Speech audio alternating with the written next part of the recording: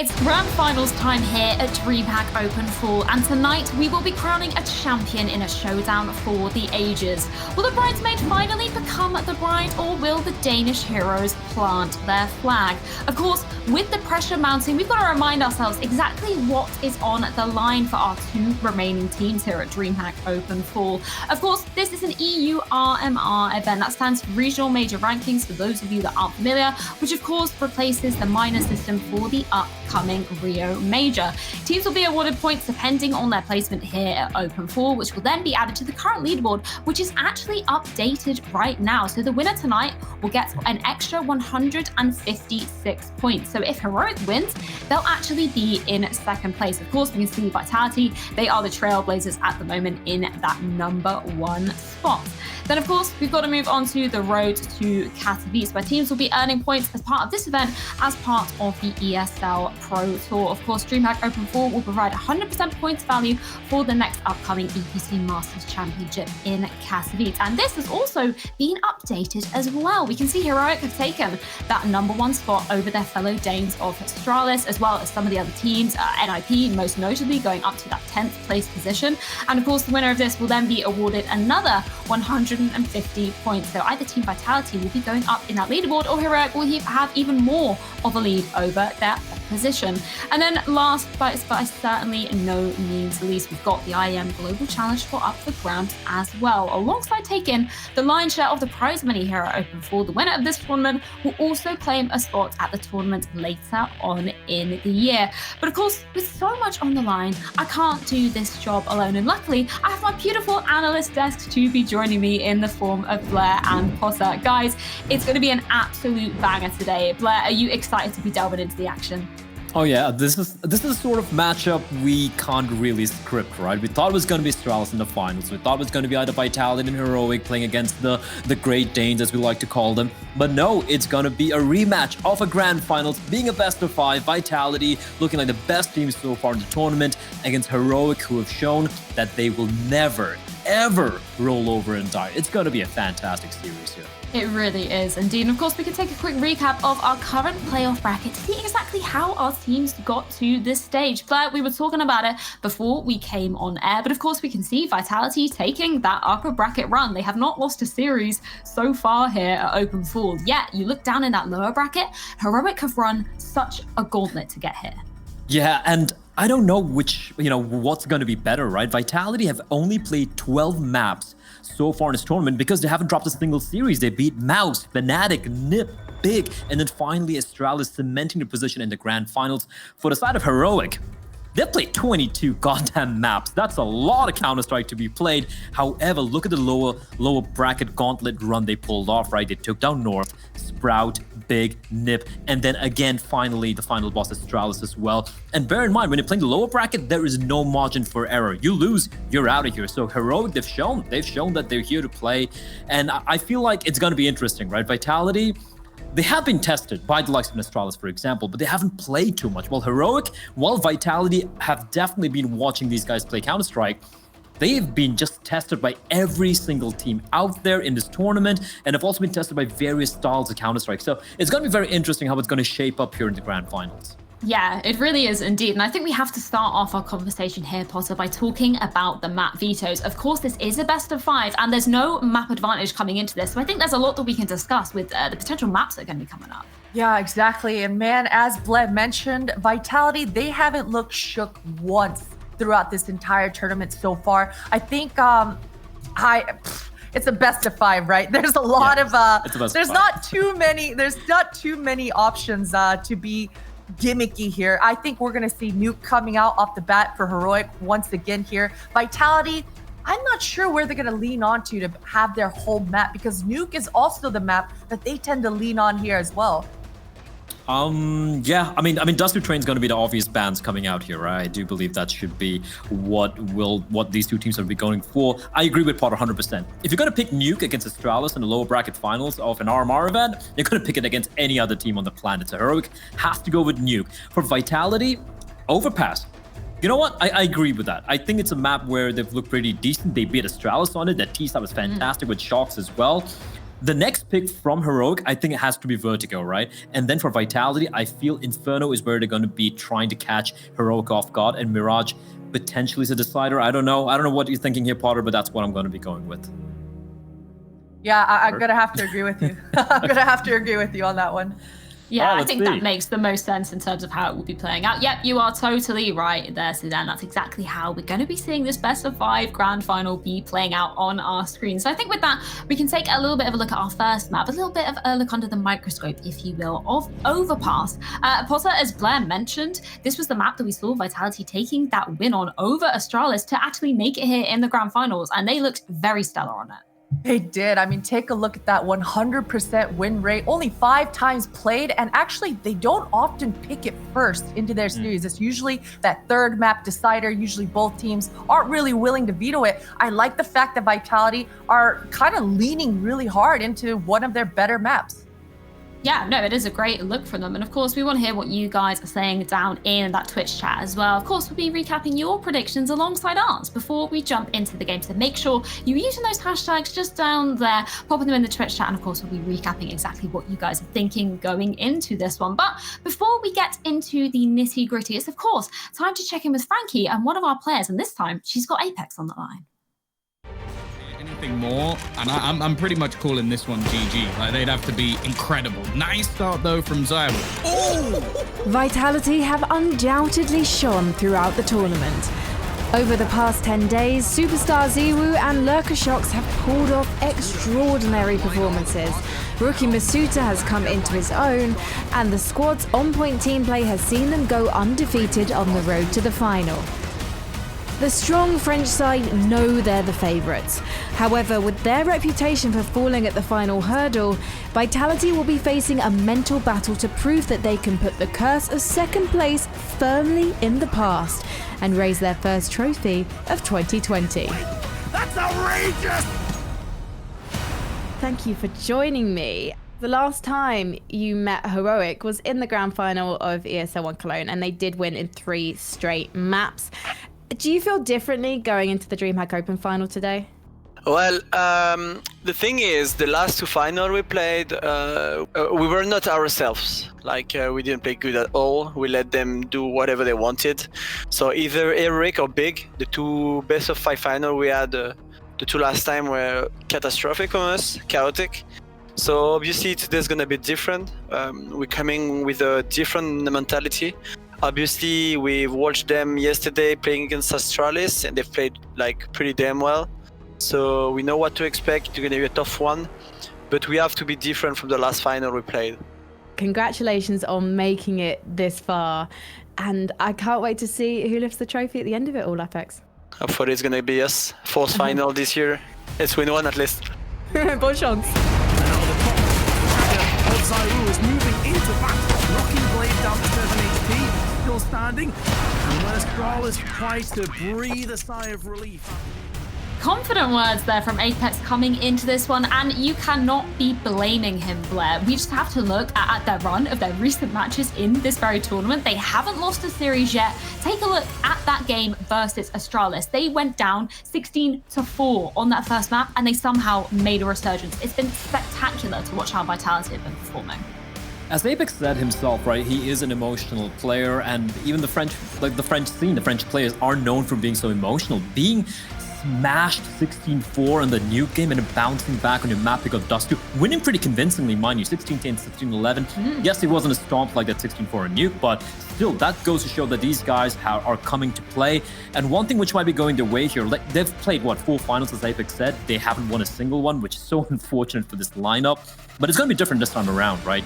We had Mirage and Inferno as the opening maps played when they did face off against Heroic in ESL 1 Cologne. This time around, it's going to be Nuke and Overpass and mixing things up here, right? The map pool seems to have evolved a little bit for both these teams. They're really peaking as well. It's no longer the Zywu show. We have Misuta, who's grown into this lineup. Apex is looking pretty damn great in his entry, as usual, also in-game leading. And of course, Shox having some absolutely beautiful moments so far this tournament. So this is kind of a new look Vitality. It's not a Vitality of a couple of months back. Yeah, and I do really want to pick up on one of the players you mentioned there specifically, because Posse, we've really been seeing Masuta stepping up to the plate. In that last series against Astralis, where they were at risk of being booted down into the lower bracket, Masuta really stepped up, and we've really seen an impressive, an evolution of him as a player. Absolutely. And as far as the eye test goes, he's the perfect kind of teammate to have, right? Him and RPK. I have to highlight both of these guys because they don't get enough credit. They've got the dirty jobs within their squad. There's one round on Dust 2 in particular where Masuta was holding an off angle the entire round, 1.5 minutes. Finally, 2 attackers are coming right into his crosshair. I'm thinking, yes, Masuta, he's going to have a highlight moment. He's going to get an easy 2K for himself. And lo and behold, it shocks. Running, rotating. He's doing his job, mind you, but he gets the 2 kills and Masuta's just kind of left scratching his head, right? So sometimes that's just the way the cookie crumbles. You do your job, you do it well, but the frags aren't always just going to fall into your lap, right? So Masuta, sometimes he is kind of on his own island. Sometimes he's alone, right? But he complements his team really well, and so does RPK. And that's really the kind of identity, I think, of Vitality, is these guys work so well off of each other. As I mentioned, they never look shook, even under the highest pressure situations. And that's just kind of their game plan. They're confident in each other. They help each other when it matters, and they look good when they're doing it. Yeah, they do indeed. I really quickly just wanted to pick up on a point we were discussing earlier, Blair. Interesting that Overpass is going to be that first map coming out, because the role we saw Shox taking on, particularly on that T side against Astralis, was really something spectacular.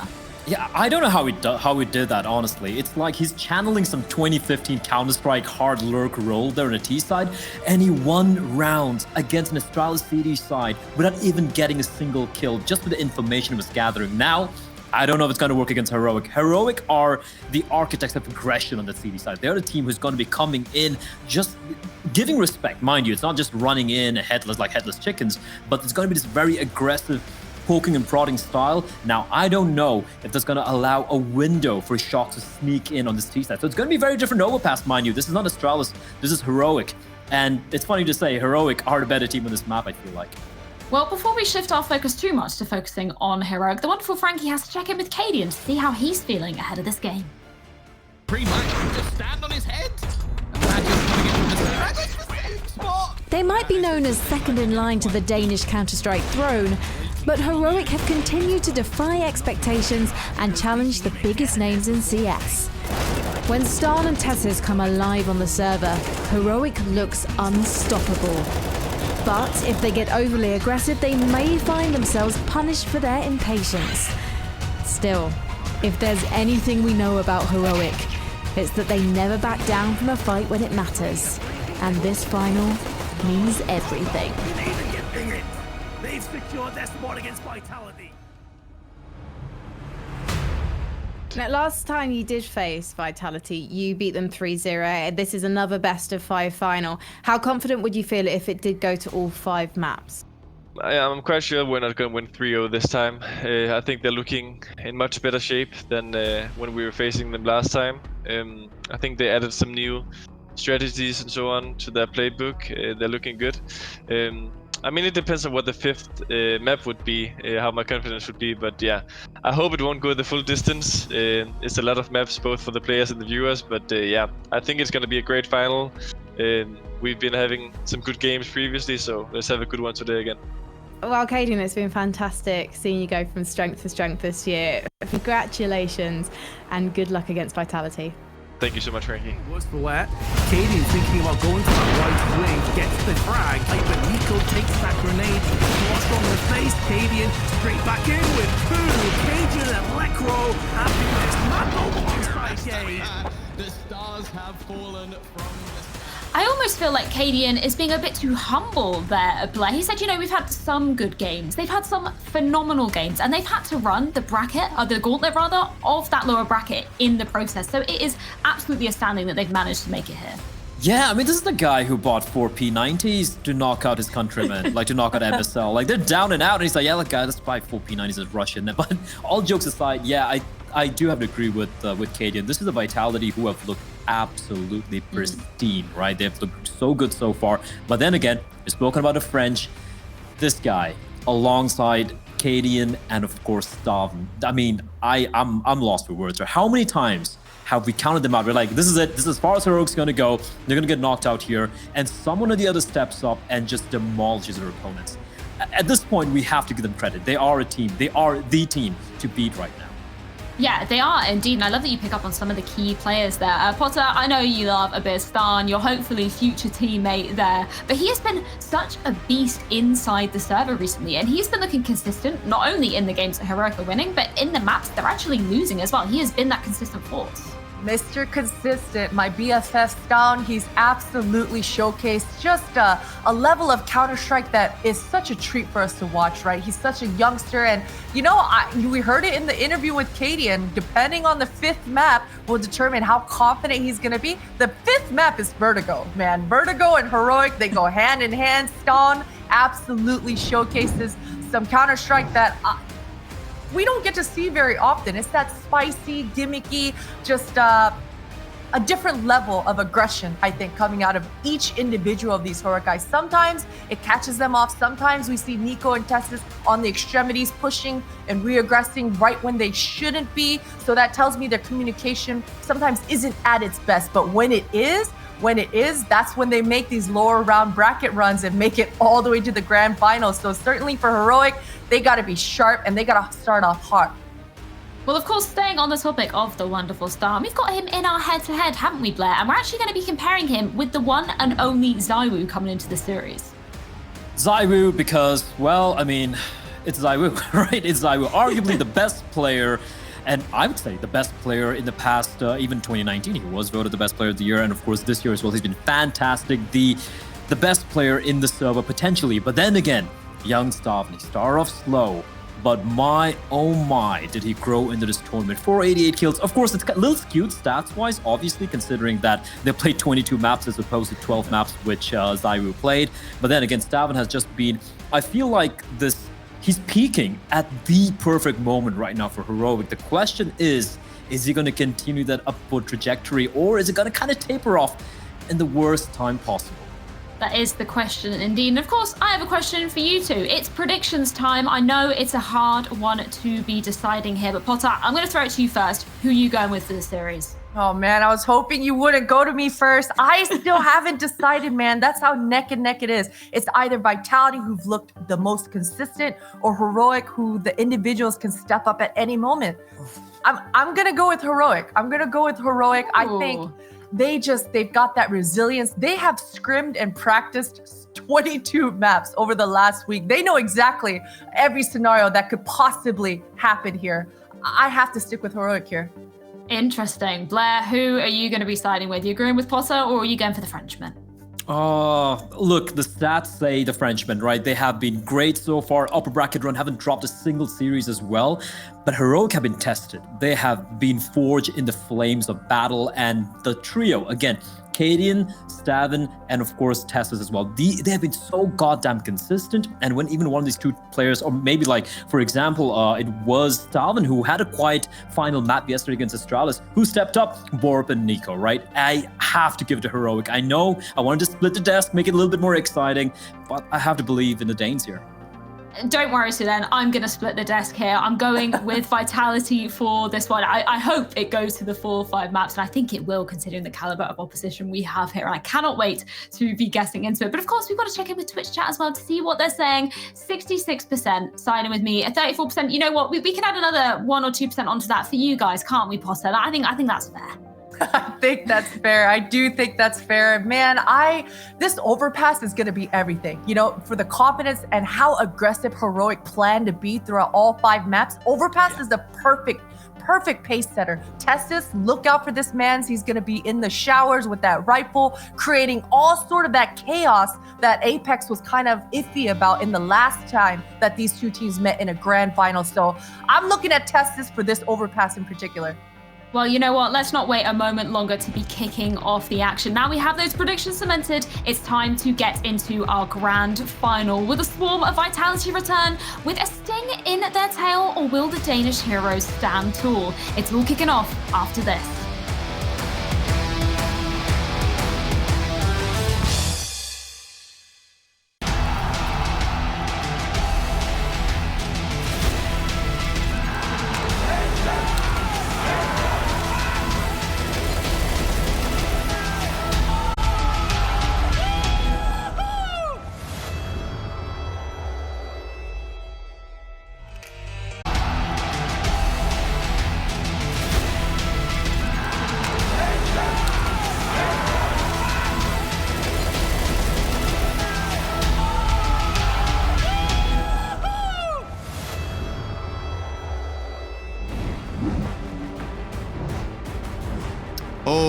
Counter-Strike fans, rejoice. We have a best of 5 on a beautiful Sunday. Scrawny and Launders here to take you guys through the DreamHack Open Fall 2020 Grand Finals. Heroic, one of the teams that has looked so good throughout this online portion of Counter-Strike, and Vitality, absolute banging event coming out of them as of this. So tell me, Launders, scale of 1 to 10, how excited are you?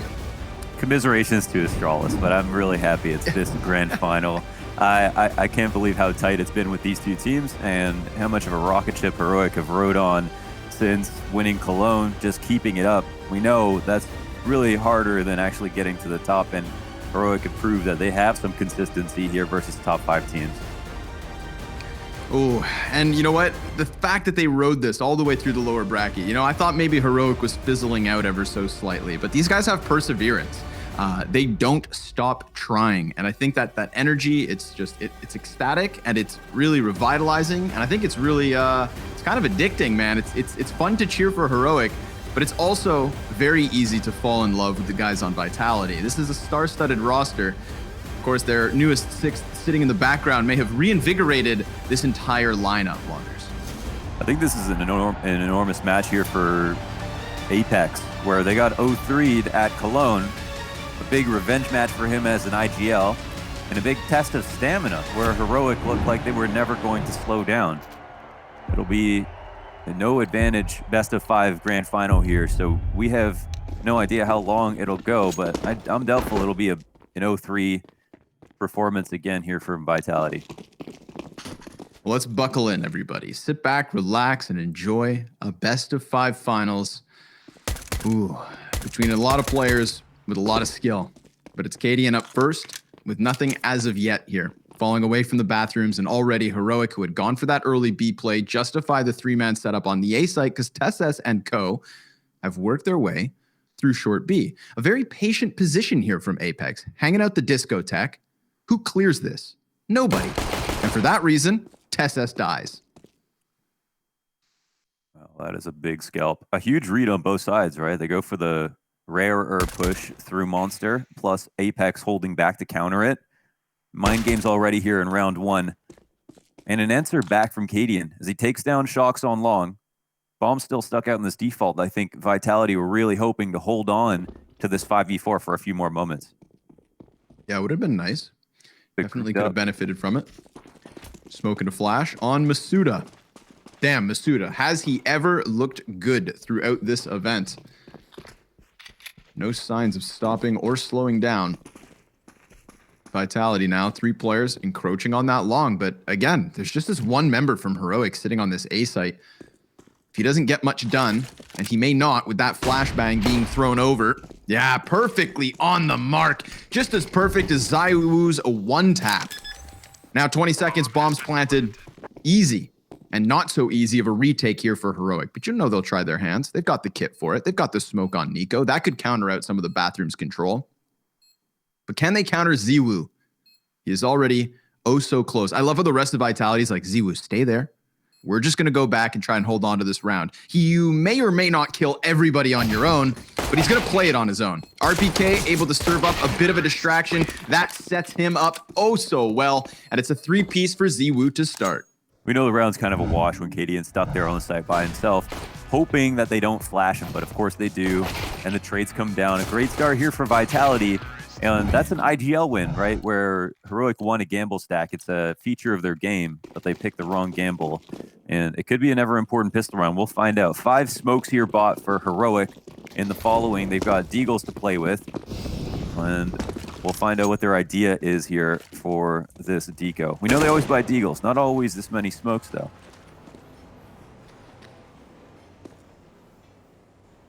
Contact off short, not yet found. Ooh, ZywOo and Shocks working those Galeels. Frag grenade is fantastic. Apex throws his back the other direction, but it doesn't find anybody. And maybe a quick redirection here from Vitality. Connector completely open for the rotate, of course. The only defense from that A site would be TessS kind of peering down long. Bomb patiently back in T-spawn. No rush here for the last minute of this second round. Yeah, they can chill. The problem is 2 smokes. That's 30 seconds off the clock if they want to scare them away from B. And we've got one of the two smokes on the B site. So Cadian, is he going to respond to this nade? Looks like Monster's the focus, so it'll be all on Nico. Nico goes down with nothing. Therefore, should be that second round coming in for Vitality. A quick conversion. So, what is this map about? Why are Vitality so good at this map? I think on the CT side, it's a combination of Ziwu and Shox playing the A site. I think you have the best player on the team in Ziwu, opping, controlling the A site, and then you have Shox, one of the most comfortable riflers to play by himself, floating around the bathrooms in a lot of these open angles. Conversely, Heroic are also very good at this map. And their combination is Cadian, who is the best performer on Heroic in the last month, versus top 5 teams by an enormous margin. He's opping, controlling the A half of the map. And Tessus, as we saw, Scrawny, was one of the most amazing connector players in recent memory. You know, new addition to the team, recently did a demo analysis on Tessus because of how good he was at this event, playing connector on Overpass. So these are the two, I think, big things to focus on when we look at Heroic CT side versus Vitality's.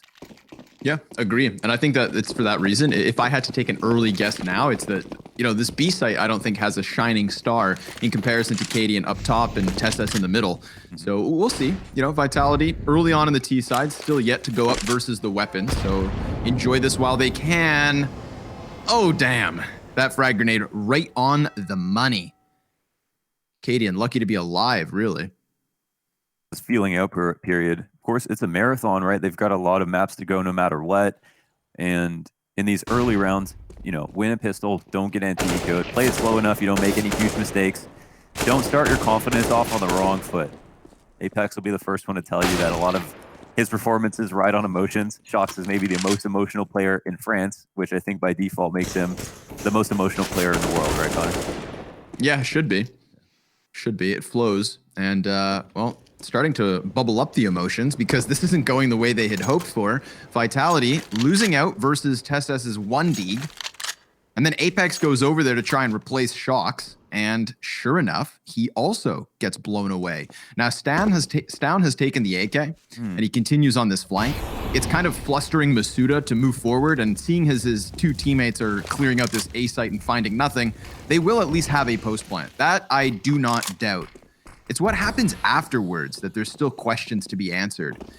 Heroic, they've got 2 guns, Launders. It looks so uncomfortable. I don't know if right? Am I crazy? Are we seeing a lot of gun switching, a lot of bumping around to each other? If there were any CTs on the A side, it felt like there were a million windows of timing there for them to get a kill, but they can rest easy. It was a stack over towards B. Heroic, once again, we're just hoping and assuming that they would rocket back into them like they did on that pistol round where they lost the opening frag.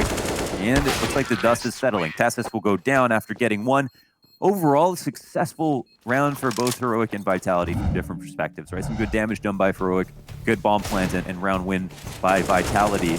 But yeah, we saw that RPK looked uncomfortable. Ziwu looked uncomfortable. It didn't feel like there was a ton of leadership in those last few moments. Yeah, it was a little bumpy. I think that's actually the best word for it. Bumping literally into one another at times. And we got to shake off the jitters. You're 3 rounds deep. Things are going well. You know, they also have to find that comfort zone. But that's a weird smoke. That actually somehow bounces back into the face of Cadian. First fight happens down here, short B. Nice by Borup to continue that spray through the tunnel. As Masuda opens up the squeaky door, he is met by a face full of M4.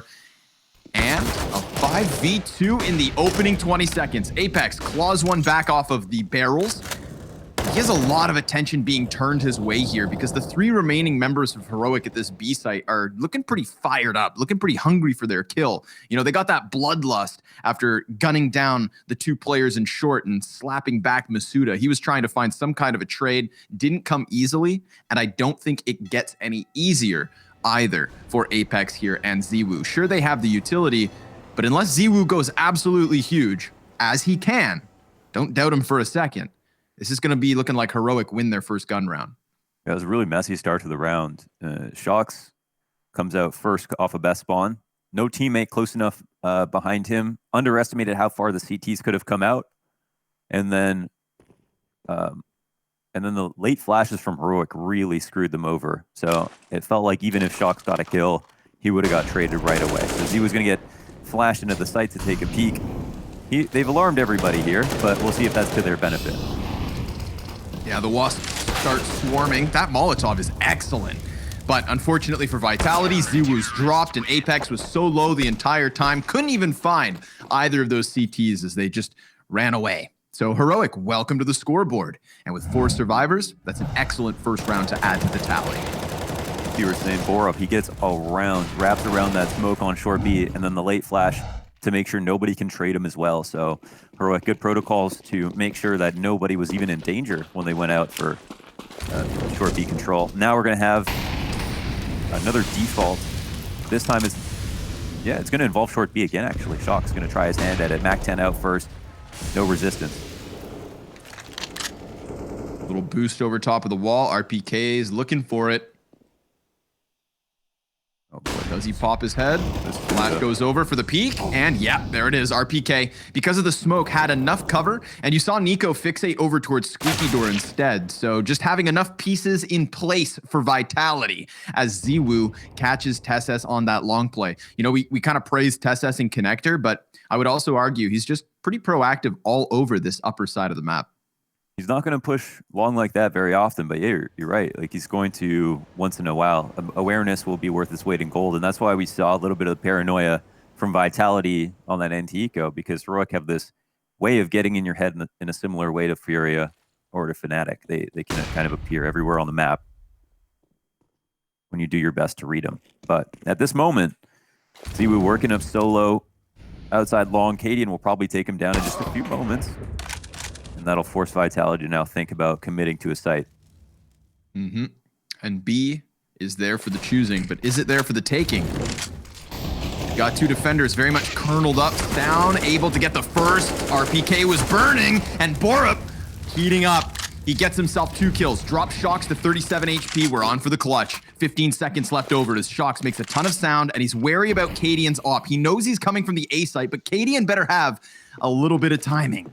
10 seconds left. Shox just saw him. He's going to plant it once and go for the duel. But Cadian's so ready, and with the USP of all things. I love how Cadian plays it. Doesn't even bother taking the scope up in heaven like some people would do, looking for a very low percentage shot. Instead, just commits very hard to finding a post-plant situation. And I'm sure knows that Shox spotted him. So strafes out farther than Shox realizes he would, and does it with the USP. A lot of confidence there from Cadian.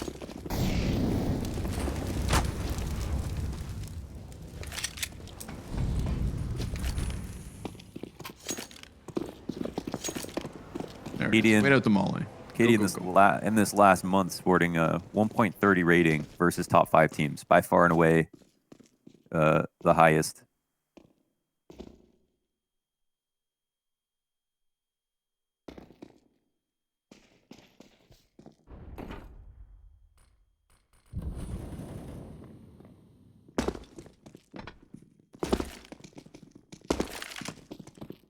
Grouped up well enough, but I believe Heroic now very well aware of exactly what's about to happen here. I think the utility indicates just how aware and prepared they are for those positions on Vitality. Go ahead and try. You know, Deagles and P250s. Not necessarily chump guns. ZywOo's got a little bit of a gap here. TeSeS better not hyperextend. Ooh, predicts the double peak. It's the full house between TeSeS and Nico. Well, that's how it goes in your head, but it almost never goes like that when you're on CT side. Instead, what happens is your offer gets 1 deek in the back, everybody gets 4 on the side, the bomb goes down, and it ends up being a really raggedy 1v1. But that's Heroic showing us how that setup is supposed to go. And if Vitality could see what we saw, of course, they would have tried B. But yeah, Heroic laid the trap there by not playing forward in the bathrooms, and it was the right thing to do. Full-on rifles here into round 7. Shox lurking out towards B. No short control this time. Same Molotovs every round from Heroic. Love this setup. Slight variation. Yeah, I was just about to say, man, I always got to enjoy it. Not even the boost either, right? But just playing on top of these shelves. So Sometimes you'll see an actual boost and kind of the second player is preoccupied with standing in the middle of the open. This time it's a safer one. The last time they did this, they didn't have Nico top bathrooms in the game we watched. So this is the insurance policy for if he has to rotate out. Ooh. Cadian. Oh, loses his teammate, but Masuda not quite aware that... Oh, Cadian's on a tear. 3 frags for him. Long man gonna get hurt out by Nico. That's an easy execution into the side of Apex's head, and Shock's stranded from the B site. Nowhere to go, nowhere to hide. That's, you know, I think, yeah, that's such a beautiful adjustment to have. They have the double stair setup with the op, but then they have Nico top bathrooms. There's no way they would have anticipated that. And it's such a better setup than having the 3-2 in the B site and have everyone scramble, rotate through CT spawn to get to A. You know. And of course, it's just because Cadian does so well in the stairs that this is now a 4-on-1 situation. But what a round by Cadian. 4 frags in total. I think a great setup and a great performance individually there. Yep, absolutely taking over. This deep position. Little quick, snappy shot down. I mean, the fact that Masuda's not quite clearing all those corners is, I think, what really allows Cadian to get out of there. That would have been the most difficult shot to hit had Masuda been fighting back. But difficult, you know, bout of communication there for Vitality. The first fun fact of the grand finals, going rogue. Cadian is on a 10-map positive KD streak for the first time since he was on Rogue. He used to play with Hiko and Rikke and Vice. Ooh, the good old days. Now turned into the great days. I like these days more. Yeah, I was going to say golden age for one Cadian, Casper Moeller. Good to see him. He's been a real globetrotter when it comes to finding lineups to play on. Yeah. He's always committed, man. Nobody could question that. All right, for aggressive setup on A. So much info to be gained. Vitality have no idea what Heroic know. One of TessS's trickiest positions. Will occasionally throw himself behind that fountain. And in this case, he offered them a gun, but it was booby-trapped. Nico dunks that frag grenade as they try to pick up the M4. Shocks will get it, but it costs them RPK. How tragic.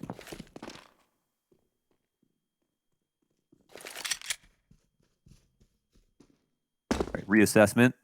We're going to go for the long control setup. Everyone knows that this is what the CTs will try to do. Whether you can stop it, that's a different question. They're sort of in the middle of the fishbowl now. Vitality trying to swim up to the A site. Whoa, timing. They find Cadian mid-transition, then down goes down. It's all on Nico, very much so. He sees the player in the distance going for that bomb plant, but can't quite peek because Ziwoo's well-equipped with that M4. He's able to best him. Borup finds both the frags, however, as he comes up from that B site. Borup with multi-kills in crucial moments, starts of rounds and ends of rounds. It's a 5th to the board for Heroic. Yo, an enormous save here by the B rotator and Borup. Very nicely done.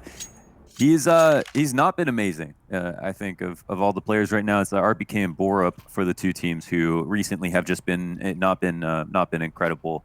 I think coming into Cologne, he had something like the best HSP in the world outside of one player or something like that. But it seems like the inconsistency is sort of there right now for Borup. So great to see him performing well. Nice clutch. Round to his name, 5-3 here for Heroic. They start to get on their feet after losing that opening pistol round. Shocks out to short B again. That worked out well last time. Well, one of 2 times. Comes with a price tag.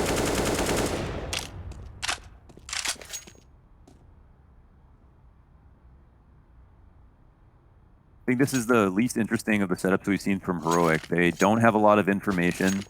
One aggressive angle, Cadian has this nice line down to the stairs walkout, but they don't have a lot of info on A for the rotations. They're going to rely heavily on these players to simply frag out from within the site.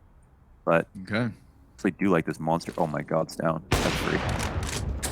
Drops the bomb and then has that second CT to peek. Borup gonna go down empty-handed. Hot or cold, hit or miss. Masuda rounding the pillar. Takes Nico out of the situation, and TessS is caught in connector, but Cadian dunks one on RPK. A 1 versus 3 clutch for Cadian. 40 seconds. Bomb currently down in an awkward position. Oh, What's the play here, Launders? That's interesting. Cadian heard Shox running at a short B and thought that there might be a fake out over to the A site, so now he's stuck playing passively. I think Shox might have accidentally had him. Now with that flash, it kind of announced it. He's going to creep wide. Already out into the open here. Tucks back. They may not have anticipated him crossing. They're very fixated on Heaven. Oh, he peeks wide, sees just the head, misses the shot. Now at this point, Team Vitality just looking to anchor on their bomb site. And maybe Cadian goes. Oh, a flick up that gives Cadian a very real chance. But Masuda's going to drop him out of the situation. What a shot on site. We're going to have to send that to the replays. Cue it up, please, because even though he doesn't win that, I think all the viewers won by being able to watch that moment live. That was such an insane shot. Really didn't even feel like he was within the scope. Oh my God.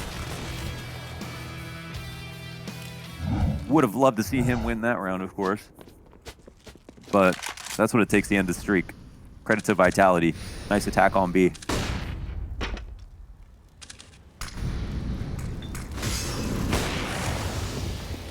Wow. Okay, those are the kinds of kills that kind of wake you up a little. Crazy. Yeah. More of that, please. From anybody in this server. Town went back into 2 ops right away, but he's on the A site this time. Very weak towards Monster. It didn't even work for them when they were double strength on Monster last round. However, they have 4 players back of the site. Idiot rotation. Oh, he doesn't get the hit. Nope, but they are still here. Like you said, numbers for the CT side. Shox and Apex, though, ripping them apart. Limb from limb. And Stound, I mean, this is clear. He's already calling it quits. Team Vitality sinking into that B site to tie this game at 5 apiece. The 3-0 start for the Frenchman. 5 in a row for Heroic. Looking to be a commandeering bout of momentum. But that's stopped now. As Vitality will win 2 in a row. And Stound trying to keep what he can. So far, so good. Of course, the coffers bottomed out here for Heroic, so this op is worth its weight in gold. Yeah, I think he's a bit concerned knowing that they'll like to hunt here, but doesn't want to run too far and end up getting flanked. So Heroic lose this round. They had Stound alone on A, 4 on B. Vitality worked their way in. If Cadian hits a shot, we've got slightly different round. There's no one else there on short B, and Cadian could have potentially taken cover at the sandbags and gave him hell on the Monster exec, but it's another round in a row Vitality confidently come out of Monster and get the trades that they need. I like that we're seeing more and more teams jump through the headshot barrel smoke that everybody's throwing and attacking the site that way, because that's something that made this B site really easy to hold for the CT, so disrespecting it I think is really important. Sound's gonna keep this op and look for an aggressive opening one more time.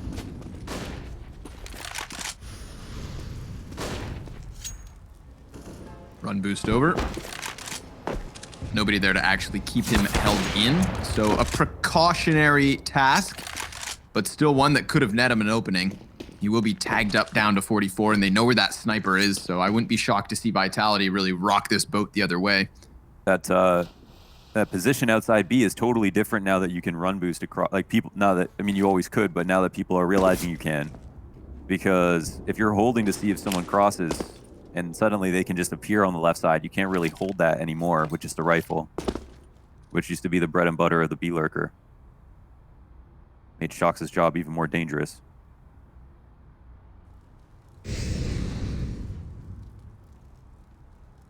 Shox, who is still doing his job, but has nothing to do, as Heroic are all moving upwards, trying to throw these measly USPs into the mix. RPK cutting down Cadian. Frag grenade could be great. Instead, it's good.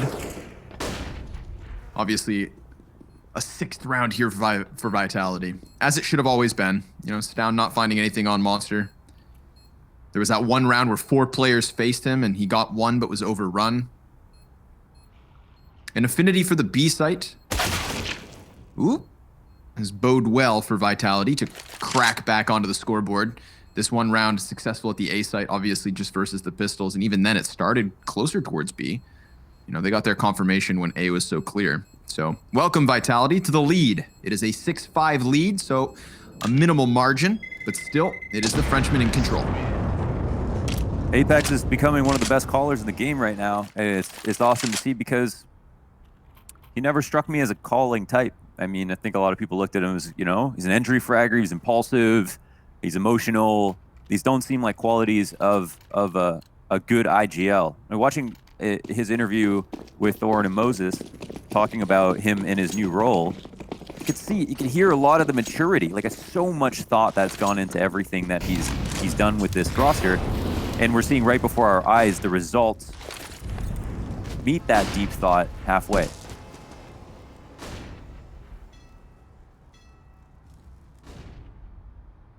Are they going to push towards Shocks? No. There was a chance. Obviously, 2 players tucked here into short water.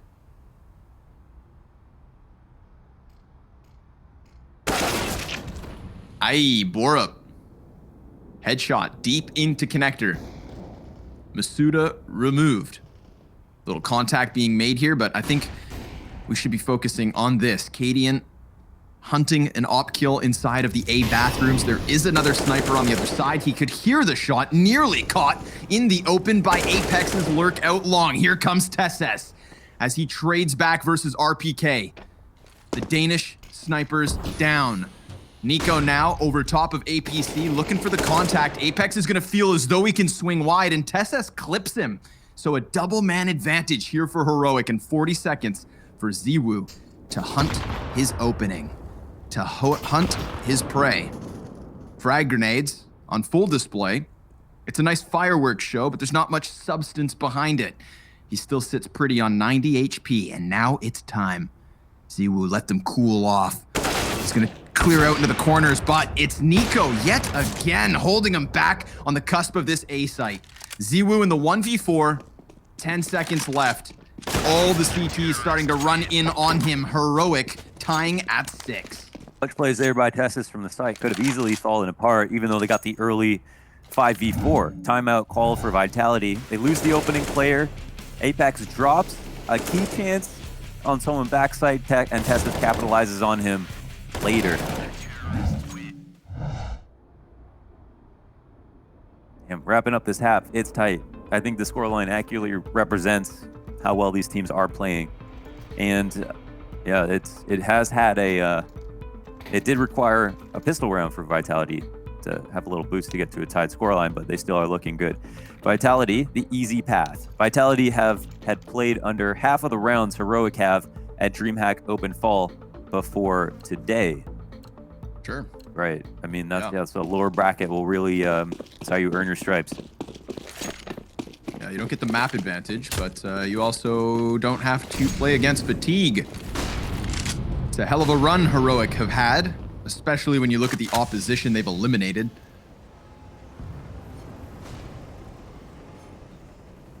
Tessa's going to try it again. It would be the perfect revenge match here for Vitality, who got swept by Heroic at Cologne. Mm-hmm. Map wins in that best of 5. Yeah, getting 3-0'd in a BO5 can't be up there on the best of feelings. Tesses does not extend around long A. We'd seen him gone for this once. It's not too often, but he will play it patient. Apex comes wide, and Tesses actually dies here. And Cadian, oh man, he should be in a world of hurt. So many players just swarming in on him. He thought maybe he could answer that call to action at a distance, but then more enemies were even closer. Nico, he has had some substance on these A holds. Now would be the time to do it yet again. We see that bomb starting to trail in through washrooms towards this A site. Nico decides to actually eject, maybe trying to transition into a save, but Shocks is going to have none of that. Not if he has it his way. He sees the first head. Quick duck down by Borup. Shocks now looking to retreat. Doesn't want to offer up his life either. You know, the economy plays both sides in this round.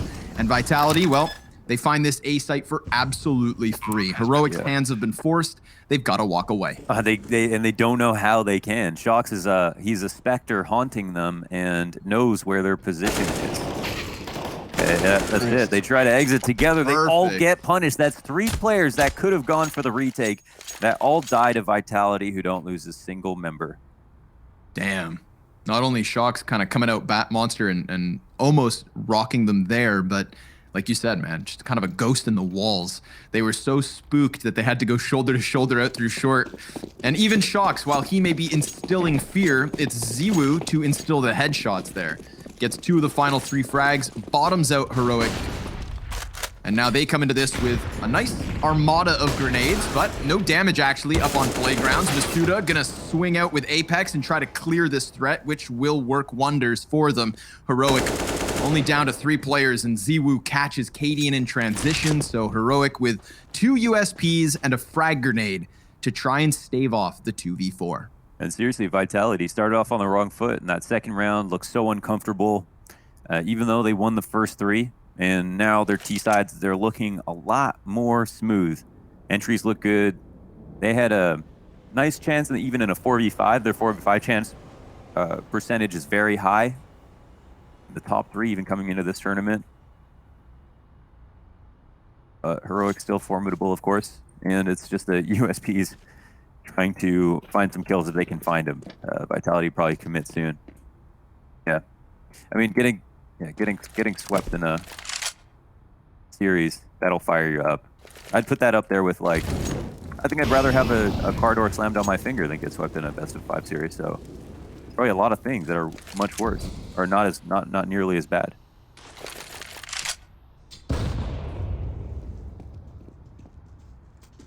Correct me if I'm wrong, and this also hinges on your memory, but was it Vitality who had the, like, 3rd lowest pistol round win percentage just a couple days ago? Am I thinking of a different team? Because I'm just thinking now, like, how much that actually plays into the favor of Vitality to start this half with that. It was a team that played against OG, wasn't it? Yeah, I wish I could ask Elliot. Elliot would know. I'll find out. Okay. I've also done the unthinkable and brought up something that, you know, I wasn't sure of. But we'll dive into it. We have time. It's a best of 5. We can do all sorts of digging. All sorts of Counter-Strike archaeology. Oh, it's Fnatic. Ah, Fnatic. We talked about it on Swedish Vertigo. Vitality. Yeah. That makes way more sense. So I retract my statement. Fnatic, so. 8-6. Vitality clearly with a nice T side to start the grand finals. Yeah. All right. Not over yet. Round 15 is just about telling us, how good they were, basically. Because right now, Vitality, feet on the ground, opening few rounds, streaks for both sides, adjustments looking good, but leaning towards Vitality. And they don't have enough money here, Heroic, for the second op to work with. They also don't have a kit. That's a big concession. Makes things a bit more tense, relying on the holds. Good early nade damage by Cadian. And what was a really strong start by Cadian individually.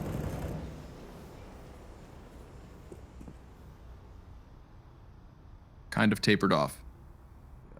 He's hanging out overtime, though, here waiting for this opening kill. Oh, my God. That is so unfortunate. As that smoke dissipates, now, to be fair, they did wait for that smoke to dissipate. Sure. Yeah. Oh, again. As that long pressure comes in, he has to turn his attention. Now his back's fully exposed to Masuda, but Tess in from Connector. Hangs on to that man advantage. Cadian good enough to take one with him. Now they have Vitality completely pinched. Can they punch them out? Final round of the first half. It's either ending as close as can be, or Vitality lead by 3. But these CTs yet to find their opening. A frag and a flash exchanged. A second one is oh so blinding. Nice flash usage, but here comes RPK with a trade frag back. The T's, having wrapped around through bathrooms off of the bomb site, now pushes Heroic into the 2 versus 1, and Apex trying to get it done, but that bomb, he's trying to engulf it in the flames. It lands on top of it and gets Heroic off the defuse. We talked about no kit, and it comes back to cost them. It is Vitality, 9-6 at the end of this first half. Terrorists win.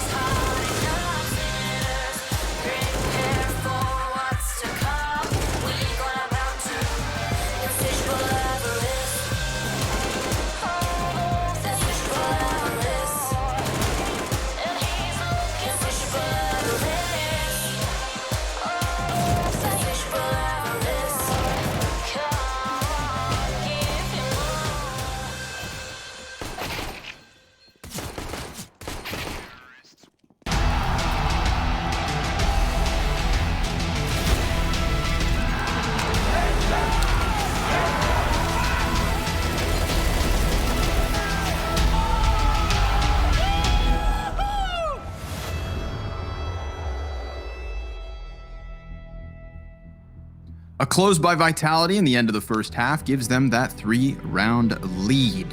Can Heroic puncture through on Overpass? Well, it's time to find out. It was a gratifying first half to watch, tactically speaking, and we saw Cadian peaking there. We saw Vitality, Apex making some great calls. We got a mixture of defaults on the CT side, a lot of good stuff to look back on and give us hope for the rest of the series. So hopefully it continues on. It's down. Trying to hold with his crossfire, and it's working out okay. Shocks just never lets off far. the moving. That guy was on a skateboard sliding through Monster. Oh my god, man. I mean, I get it. Second player behind him's the one that's meant to hit the headshots, and They always think you're going to strafe back, but what if you never do? What if you never do? Strafe to spawn. He would have kept running to spawn with, 20 bullets shooting all the way to spawn. It just looks so... Down would have run out of mouse pad. comical. That was the strategy. How about Masuda? Here on You the don't barrels. have a death pad? Too bad. I'm in spawn. Spawn and spawn. Masuda on the hold. Oh, it's labored. And it ain't too pretty. Tesses gonna clear him off of that B bomb site. So man advantage, but here comes the retake, and here comes Ziwu. No plant for you. Tesses gonna have to clutch this. CT's peeking all over the place, man. They're headhunting, and Tesses is fighting back. Apex ends it. A 10th for Vitality. They hit double digits first. Yeah, it's a close call. It's 2 pistols here for Vitality. They get that 10th, as you point out, and it all starts with this kind of beat default. But who to cause problems? Ziwu. Should we say Ziwu or Ziwo? Not Ziwu. I'm not saying Ziwu, but you can pick between Ziwu and Ziwo. Wow. Wow. The holy smokes. Nectar crane. Molotov. Yeah. Frag grenade. The old connector push. Connector bathrooms to A. Ooh. Nice little bombus hold here. MP9. Brah! Gets himself 3 kills outside of the connector door. That's an 11th for Vitality. Stacking them up, racking up the cash while they're at it. Some subpar riflemen in those FAMAS. But again, the French and the FAMAS, they go hand in hand. Yeah, it's a French gun after all. Now we have Vitality, who a little bit shook about seeing a force buy. Heroic on both sides oftentimes are buying deagles, T side, CT side. We saw him do it with smokes in the first half, so no surprise. Vitality just want to make sure they win the round as opposed to make as much money as possible.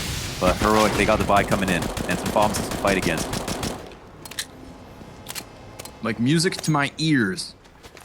Apex banging the wall and slapping down in the face with it. He drops to 30 HP, but Borup finds the entry, in fact. And they're gonna try again here on Pillar. Bodies lining up, but Apex, oh no, he denies any kind of entry in from short. He's got a teammate by him. He's gonna have to go even bigger, and he dies out to Nico. A good attempt at that B hold. It looked like it was gonna be enough, but Heroic forcing the fight. They wanted it, and they took it away from Vitality. Shocks caught, down to 19 HP, but still successful in reclaiming that short B position for him. Does he double back onto Monster? That's what Heroic have to ask themselves. And where does Ziwu come in from? Answer being Graffiti. Whoa. The balls on this man. He just jumps through smoke like it's nobody's business, but they regain vision fast enough, and they are gonna close. Heroic with a 7th, keeping themselves within 4. The flash, that's an interesting tactic. I mean, it was almost perfect, but I'm not sure they were blind. He threw the flash in, and it mostly hit Ziwu. If he had jumped through that smoke, that flash popped, and he was in transition, turning into the wall and dodged the flash, that would have been amazing, because he probably would have been offered up both. Of course, knowing how good he is, but of course, it's great to see Heroic alive and well here in the second half. First rifle round comes out, and they bully their way into the B site. Very little resistance. It's an expensive round for Vitality because, again, they chose not to buy too many SMGs last round. I think only 1 MP9 in total. So it'll be another FAMAS buy, but this time not by choice. A wallbang to try and catch the B play. Ziwu on Monster. Oh, focused Cadian. 1 HP left over, and RPK is fed to the wolves in order to satiate Ziwu's bloodlust. Masuda in with a helping hand, but Ziwu, he sees that bomb. And he tagged up Cadian, and there's this other player tucked into the corner, but that flash was enough to bring Bomb back into the control of Borup, so Heroic could just try and peel out of here.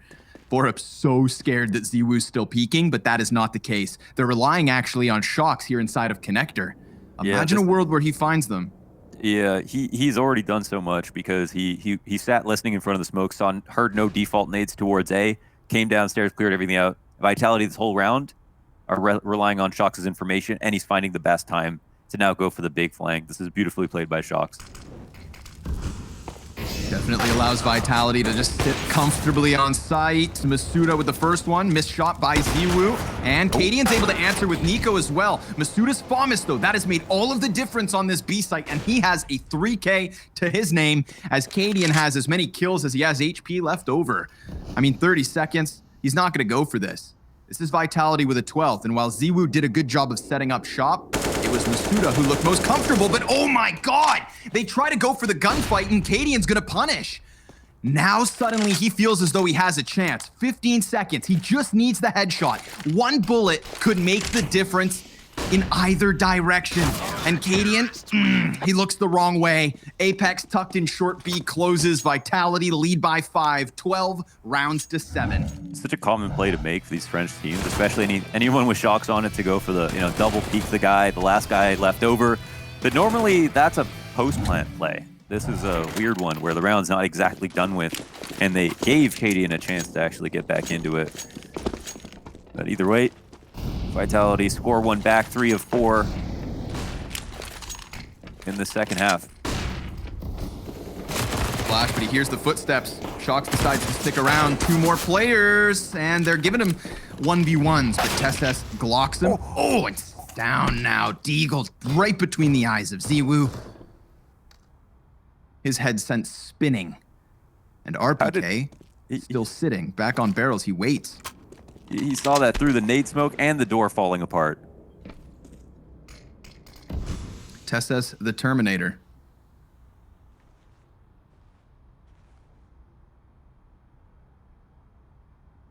Surprises here. Well, Shocks gets info with the MP9 and stairs, but he comes up a bit shy. Only the 1 kill. Now on Apex and Masuda. Masuda have been great so far this game. 18 and 12. Really good in these types of moments. These high pressure holds that Apex just set up so nicely. Popping up one with the frag grenade and taking off heads. Masuda right there with him. Now sitting on 20 kills. This is Vitality. Now with a substantial lead and no signs of slowing down. Apex, this frag grenade and the follow-up smoke spam, just beautiful. Masuda basically ignoring his recoil reset there. Beautiful stuff by him. And yeah, looking like one of his best kind of high pressure performances already. Something like the last 10 maps, he's only gotten over 21 kills, and this game isn't even over.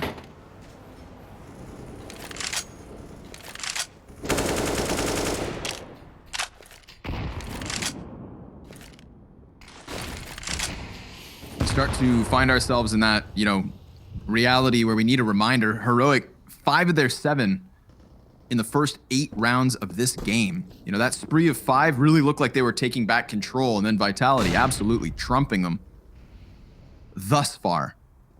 Of course, still 10 rounds to go. They really have given the keys over to Shocks for these past few rounds. Now that the full rifle is back, and ZWU's holding with him, but he's only sporting the M4. So it'll be curious to see how they play with this.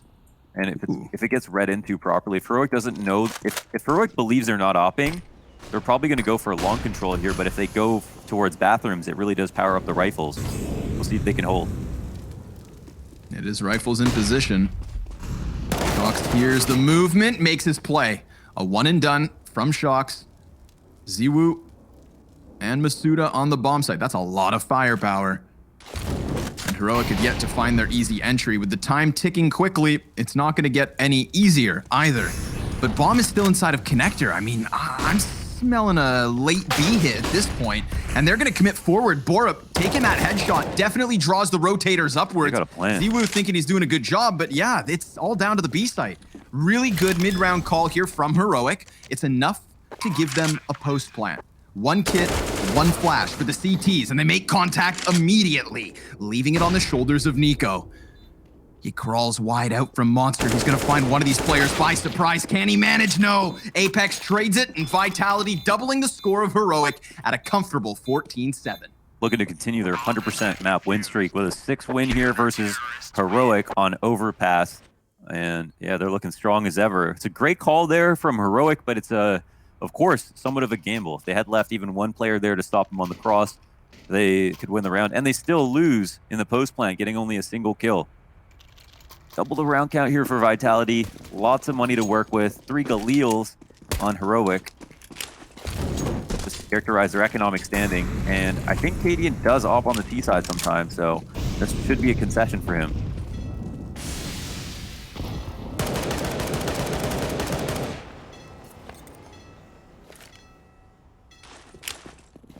Flash over top, looking for a good explode onto the B bomb site.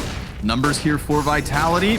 Borup already past the pillar, and ooh, he finds Masuda as he falls downwards. Gravity can't save him fast enough. A double entry off of Borup. Absolute confidence in his teammates to kill anybody by those barrels, as he just fixates more so on the second layer of Vitality's defense. That one, all prepared by Cadian on the flashbang. Borup and Tessez with the kills, and Heroic with an 8. 2 7 rounds now, and both the rounds they've won have been monster execs. This time's even more confident, even versus a better buy, so nicely done. But they'll need more to the playbook to be able to stage a full comeback, so this is just a nice kind of confidence victory to remind them they've still got it, but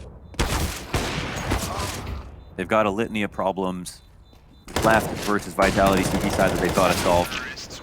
Feels like Shox is so instrumental with the amount of information that he's always gathering. Sometimes taking risks. I mean, he's 13 and 17. He's sometimes not even gotten a kill. That one round on the big flank got taken down by Katie, and one time, you know, Connector with an MP9 only got 1 kill. But it's really how early you get the information that makes it so valuable. You know, by the time they, as soon as Shox sees him in Connector, Vitality can know how to rotate well in advance. Wow, oh my God, there's only, for Heroic, 14 and 15 kills. There's 3 players with 14 kills and 2 players with 15 kills.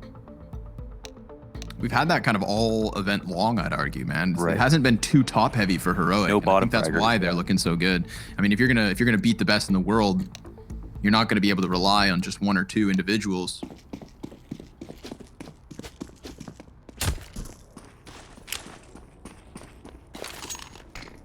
Okay, so based on Heroic's successful game plan, I wonder if we're going to see some kind of fake towards B when they work on something else, or are they just going to forego it? It looks like Stound's just throwing a nose flash to make it seem like they should throw nades, but they'll be peeking up short, looking for a second kill. It goes 1 for 1. Interesting spot. The CTs can't rotate too easily. They'll have to gamble and run up, but look at this. Heroic quietly coming past the bathrooms and now moving onto the site. They've got a clue as to what's going on. Absolutely charging in. Perfect read for Heroic. Cadian creating all the space they could possibly ask for. It's cemented with that smoke inside of the bank. Now the Molotov goes down, and think about this. They didn't have to use any of the full bot utility they had to get this A site. So we're just gonna hear that utility continuously popping off as this bomb ticks down and Heroic near their 9th round. No stopping this one. Vitality, they know it. Even with the weapons and 4-on-4, there's nothing they can do in the face of those grenades. So nicely done by Heroic. Again, instantaneously sprinting through those bathrooms, closing that gap, and winning a round in doing so. There's still hope for Heroic, but again, I wonder if they're going to read into the setup properly, because they might not know if ZywOo is going to have an op on the A site. That's the big question. So if they know he doesn't, I think they still have a chance of working that bathrooms, going towards long, hitting the site. That might be the easier of the two, or the easiest time to hit A. And we'll see what information they think they have now on this round. If they want to fall back on that pocket strat towards B, looks like they might.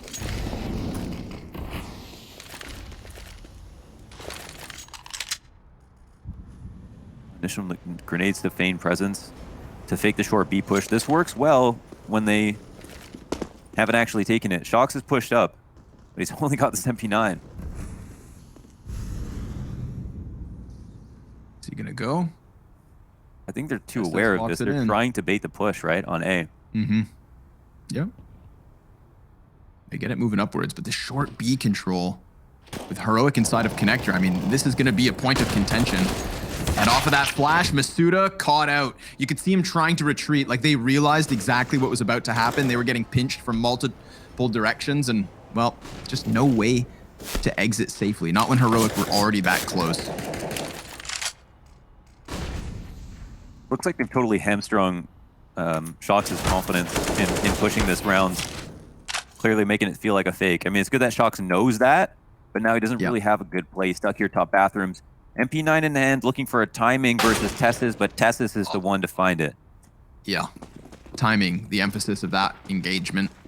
As it could have been had either of them peeked around long earlier.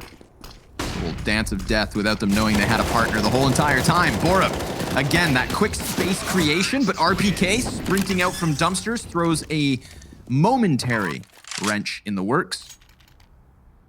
Of course, denied as Heroic get to their 10th. Now, in terms of 1v1s or 1vx round wins, we do have Vitality leading 3-2.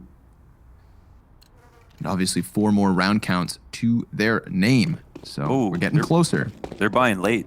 That was a late call at a spawn. Oh. Abort. Yeah, calling. Abort. I've got an FPS bug. Okay. They're just going to restart the round. No problem. No damage dealt. No controversy this time. That was a really late buy from Vitality. They just kind of put it together. So they're going in with Falmuses. I wonder if it makes sense that they're not going for the op. I think that would be the ultimate piece of the puzzle here for their CT side. Ooh. Yeah, will they buy in again? Comes out.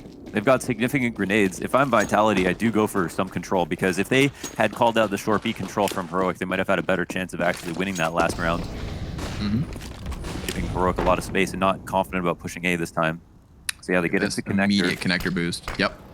Really good counter to what could be, but they decide to drop off of it. Looked like Stown was actually looking for it, and he extends into Masuda, who has now his 21st kill of this first map. Cadian quick on their trail, looking to follow the footsteps. But the Molotov burns him out of his position. He has to forego control. It's Vitality with that 5v4 start. This is a really tough position here for Heroic. It's a lot of long control in, and now Vitality, they get their claws in, they're feeling a lot better. I think Shox, now that his team has opened up the round on B, is going to feel like he can pull off this push, and it'll be even more unexpected. Now's the time to do it. The only asterisk is late. that bomb carrier. Yep, the late play, and that's the bomb picked up by Shox. Now he's going to try to get out of here. Very real chance he gets caught off on the top of A, and he knows it, so he takes the fight versus Tessis and bests him as well. Shox, not always adding the frags to the scoreboard, but definitely this map has been all over the place, getting the information, and now that he's connecting a couple headshots, it couldn't have come at a better time, Launders. A 15th round very likely thanks to that mid-round moment by Shox. However, there is a world where he loses this duel versus Cadian, and that bomb carrier could have gotten into the A site where Nico has just cleared out Ziwu. Shox is going to try to give chase to Cadian, but he's allowed him to escape. So there is still a very slim chance for Heroic to close in a 2 versus 5 to deny that 15th for Vitality. They have 3 players rounding back through middle, and Apex alone back on dumpsters. He's already fired off an entire magazine. I feel like Heroic, they know already that the bigger threat comes in from mid. Cadian seeing a glimmer of a threat, but he drops the shot, and now he knows they're already close. No, he finds nothing. It's all on the shoulders of Nico yet again. His attempt in a clutch is good for the first and second as well, but they're on top of the bomb. A 3rd kill for Nico, and Shox, well, he doesn't have a defuse, so Nico takes the clutch.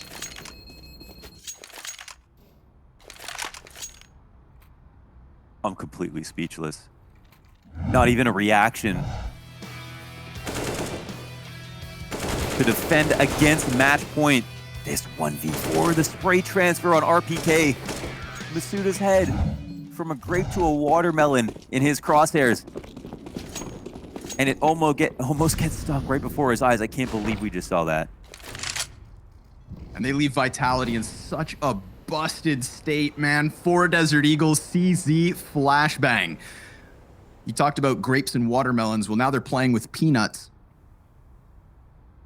Maybe Shox can work a little magic to at least kick off the round. They line up, and that's pretty substantial damage, but TeSeS with an opening kill. Apex is going to try to hit it from the back, and he does have Masuda right there with him, in fact, but the door swings wide, and Borup knocks them out of the park. He also tagged down in this engagement, but it doesn't seem likely that Vitality could close despite the best efforts of the first 3 fraggers, and it goes from bad to worse. This is absolutely a 12th round for Heroic. Man, that's nuts. It was a huge confidence play early on in that round before Nico pulled out that 1v4 for Vitality to go for that push onto short B. The delayed push, even after Heroic delayed a little bit themselves, they tried to be tricky, and even though they got called out, it's a clutch to bring this within 2. It's the T-side that's getting back on its feet. It's 5 rounds in a row here for Heroic.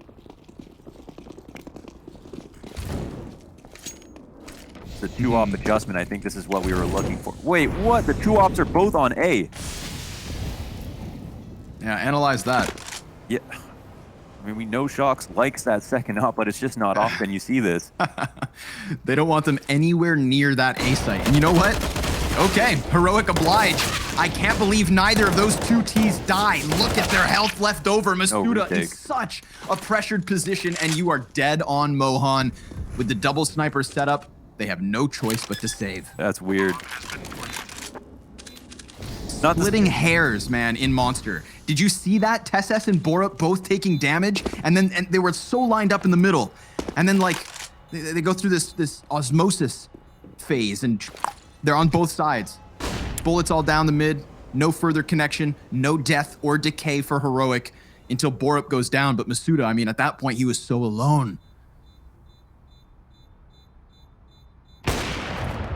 I think the answer is an op, but one of their only problems right now is that monster rush. It's not really the early rounds out to A. If they shut down the default, it would have looked great, but that's not the first time they actually have lost to a round like that. The save is good. TeSeS, he loses his weapon, but look at Heroic's money. I mean, they really don't care.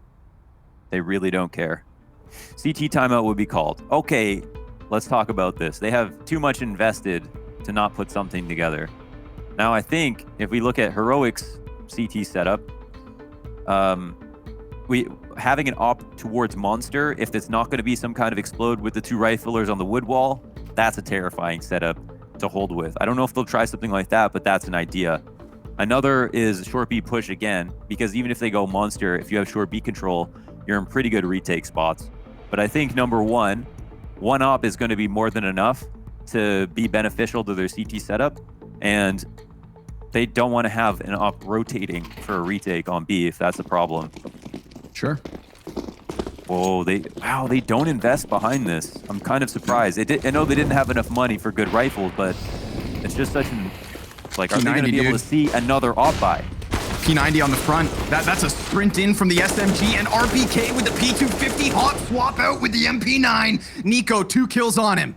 And Masuda's back over behind barrels, but Heroic, after that immediate clash straight out the gates, they pause, they cool off. The P90 unsuccessful, but it doesn't mean Heroic won't be. Okay, this utility that Heroic have is everything. They know that they're going up against 2 ops in a mid round with 1:15 to go. They need to clutch onto these grenades and use them with conviction, very carefully. Don't just throw them just in case. If they get off, they lose. They get the bomb down, there's a high chance they win. So Cadian looking for a mistake to be made, laying out this early part to the round to see if Vitality are going to try to recollect information. But this is the strength now. ZywOo back on the site. His biggest risk is jump spotting and getting offed by Cadian, and I think that's a worthwhile risk to take. A surprise to see this, though. Whoa, he's actually moved in towards B. Borup, he hasn't made a sound, and he's walking over to the A site. Oh my god. Another call like this? I mean, we've seen Heroic with the inverse. Last minute A to B rotate. Got that bomb down once before. Heroic, another perfect mid-round call. And this one to tie it all. Once more, those two snipers on a retake? I think not. Damn. And so despite the best efforts of RPK, that awesome P250 start to the round, the flashes were fantastic. He completely turned Heroic's head around, and it's still not enough. However, the silver lining, Mo, they're going to keep those snipers for the 29th round. I think they thought that no chance that it's going to be an A hit because we have these ops. And then, of course, they save these again to try again. So I think they saw a double benefit. This is yeah, it's such a brave call for Heroic to make to go back to A in this situation. But holy man, it was the correct one. I'm just kind of surprised because I feel like, and we'll see. Hold on. Oh, Warup's looking to take down some of the operas, and he does actually grab one. That is an enormous tag to get. Yeah. Round 29, and they can buy another one if they want to, but I don't know, man. Like, he's thinking about it. Yeah. Shox grabs the Colt. Just right. one is enough. Even on that round, I would have let Zaiwu work A by himself. I feel like he could have actually been reasonably held onto the A site, and they had a good setup on B2. Listen, it's round 29, and somebody's securing overtime at least. Awesome clawback from Heroic. To think they won 5 rounds in a row in that first half, and then they went silent, losing out so many. This, of course, now being 7 in a row, from 14-7 to 14-all. And no sign of stutters. Little long-range wall-bang duel, shaving away the HP of Heroic before they really get anything going. And to be honest, all they have is this B site. They're doing the same setup again. I mean, double wood wall, it's really strong. I'm not against it. It just hasn't worked for Vitality. And they have low grenades. Almost worked last round. Almost. Now it has to. Incendiary in the hand of RPK. Smoke begins to fade. Utility over the top. That's a double Maulian monster. They cannot afford to run through it. My God! Look at the damage, even as they retreat. Fire at their feet. Flames engulfed to the knees. And nearly 3 kills off of it. Now RPK happy to just pump some rounds down range. 20 seconds remain here for Heroic. Does it finally stick for Vitality? Masuda getting one, and they all line up for RPK, but Tessa somehow with a double headshot entry. No. Oh, it was a team kill in the mix of it all. This gets awkward, it gets weird, and Nico dying. It's cleared by Vitality as they find their 15th. Molly from Apex lands in the tunnel. Key timing as their nades come out. He gets blind, but he gets to throw it before he does. And that's all it takes. They have to pull back off that. I don't know why the commitment didn't come through. I mean, surely they were in a difficult situation. Did no one have a smoke for that Molotov? It would have been messy, but it wouldn't have been as messy as that.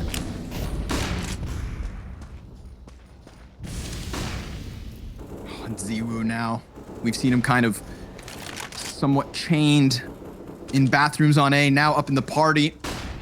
Looking to hammer the nail into the coffin, but Cadian not yet stopping a lineup for RPK. Nearly good for 2. It's Masuda to trade one off long. And a man advantage here for Heroic. Nico now losing that out to Shox and Connector, but Stown has this Connector door closed. Testness. Oh, he finds him blindsided. It's a 1 versus 1. Either overtime or overpass victory for Vitality. Take a risk. Apex gonna hear the nades. Don't know if he hears the walking, but anything could be a gamble. Clock is in the favor of Tasses. Can really do what he wants. Nades here for Apex, but down to 66 HP. Thinking about going towards A, it's the right read. They'll be patient. This bomb gets planted. It's Tasses' round to lose. Check out Tasses. Alone in the dark, both in the server and in his bedroom. The pressure behind Apex as he can feel the eyes of his entire team. He's tasked to close with the clutch. Molotov, flashbang, frag grenade on him. If he blocks off Bank, that's huge. because I don't believe this bomb is planted for TeSS at all. But he does have a molly of his own. He hears Apex stampeding around, buys not for the peak, and there you have it. Heroic able to push it over the line. TeSS with a crucial 3K in round 30. We're gonna go to a break and we'll be back with OT in just a moment.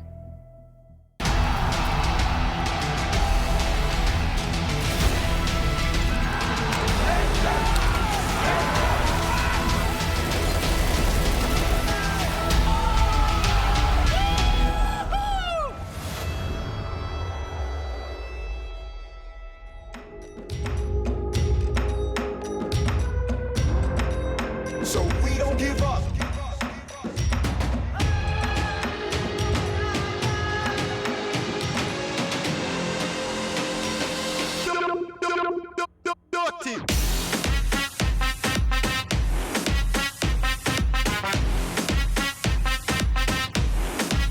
So we don't give up.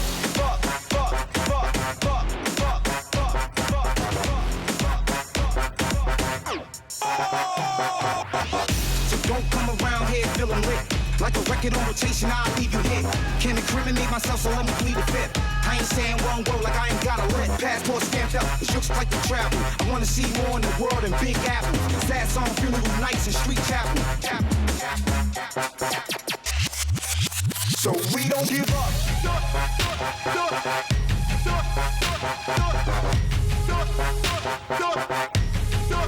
So we don't give up.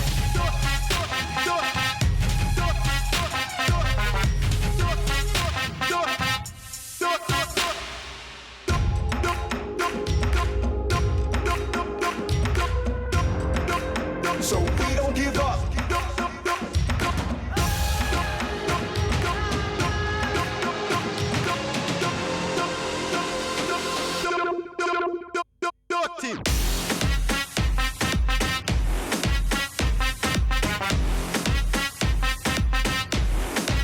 So we don't give up.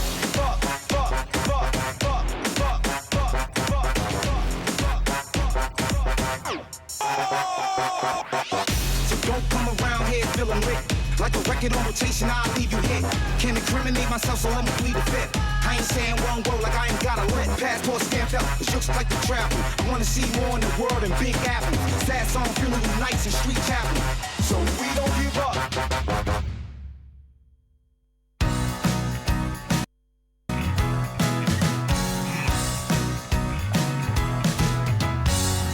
It feels so good when I'm around you. Never felt this way before. It feels so nice that we can get through anything. I didn't believe.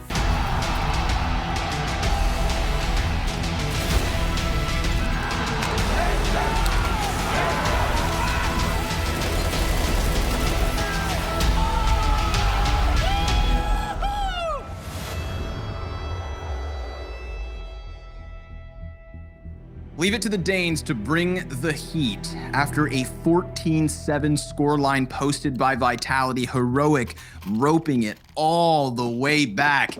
This is only the first map of a best-of-5 grand finals, and it's already delivered.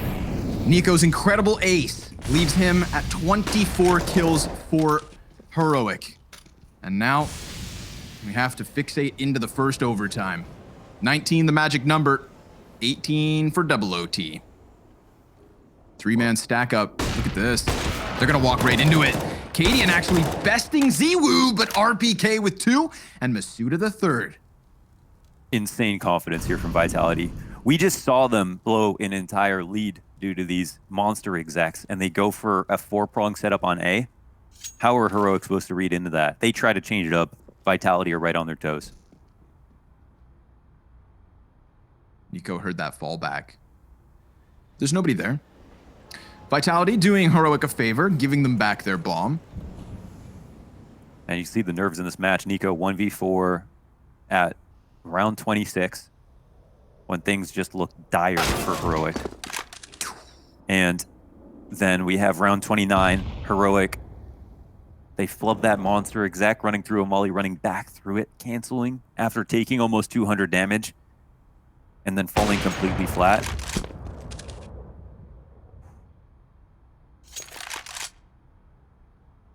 30 seconds for Stown to play this out. Masuda getting closer to the connector door in case he goes downwards. This will already be Vitality's greatest test here in the last 5 maps in their streak so far. And Heroic with a chance to actually rip the lead away. But here's Apex. Dead to rights. Stown's going to drop back down the ladder. Op actually picked up here by Apex. So that's to be thrown over to Ziwu, who got smoked by Cadian on party, may I add. But RPK there to pick up the pieces, and then Masuda lending his helping hand. Looked like RPK could have done it all on his own, in fact. That third kill nearly lined up. But you never say no to a helping hand. Teamwork makes the dream work. Vitality making OT work for now. 16-15. They started off well to the CT side. Frag grenades exchanged to the better of Vitality. My goodness. However, Ziwu gonna have to... Oh! He gets the collateral through the head of Borup. That is just ridiculous. Over the boulder. Borup bested. Nico gonna be added to the pile of corpses if Shox has his way. But it's a bit of a fight back. Again, the bomb will be retrieved.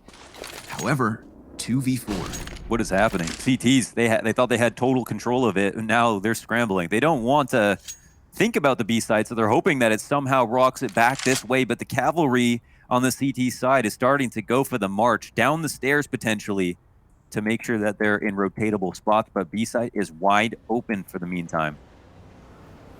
Early this meets at a player watching the cross from short from stairs. Ooh, depends. If they go out connector, chance to find them outside monster, but if they wrap all the way around, yeah, long con, You're baby. leaving Nico alive in a 2v4, have you learned nothing?